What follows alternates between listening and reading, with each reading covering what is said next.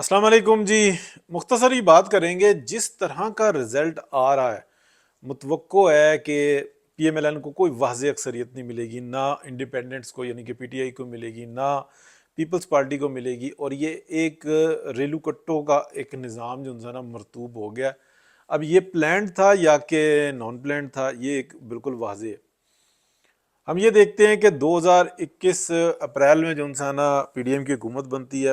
Peoples party کا اس میں کیا کردار ہوتا ہے بہت زیادہ بات کر چکے ہیں، لیکن جو موجودہ پولیٹیکل اسٹریٹجی ہے یہ بالکل واضح ہے کہ پی ایم ایل این حکومت جیسے بھی بنا لے ذلیل ہوگی.